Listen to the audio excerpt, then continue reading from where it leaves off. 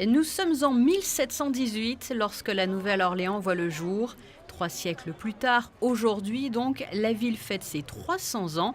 Un anniversaire sur le sol américain bien sûr, mais qui se célèbre aussi bien plus loin comme ici, à Monaco, sur le village de Noël. Vous savez qu'à la Nouvelle-Orléans, il y avait un vieux. Il y a toujours le carré français, ça s'appelle le Vieux Carré.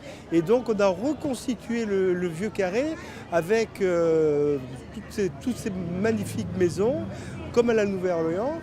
Et on a voulu donner, quand même, la Nouvelle-Orléans, une des plus grandes, c'est la plus grande ville de la Louisiane.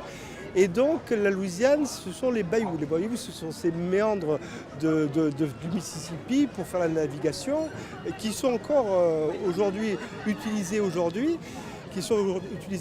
Et donc vous avez des hydroglisseurs, vous avez des cabanes de pêcheurs, vous avez des stands aussi qui rappellent les pêcheurs des bayous. Alors normalement, Nouvelle-Orléans, vous savez, est connu pour son carnaval.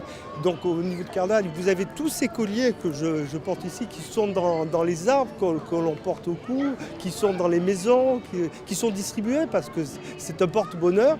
Mais également pour Noël, évidemment, il n'y a pas d'arbre de Noël, mais les arbres locaux sont décorés avec ces colliers qui sont illuminés. Gourmandise sucrée, plat salé comme sur ce bateau qui nous transporte sur le Mississippi, jeux, animations, cadeaux, sans oublier la toujours très attendue patinoire. Le village de Noël s'est imposé au fil des années comme un rendez-vous incontournable pour le plaisir des plus petits et des grands. Tous les services de la mairie, même les administratifs, sont impliqués. Vous savez qu'il y a quelques jours, il y a la foire attraction qui est partie. Donc en 10 jours, tous les services se sont appliqués à reconstituer un village après le départ de la foire. Et nous reviendrons en détail sur tout ce qui est proposé sur ce village de Noël aux couleurs de la Nouvelle-Orléans très prochainement dans un Focus Info. La Nouvelle-Orléans qui vit naître, rappelons-le, en 1857, la princesse Alice, épouse du prince Albert Ier.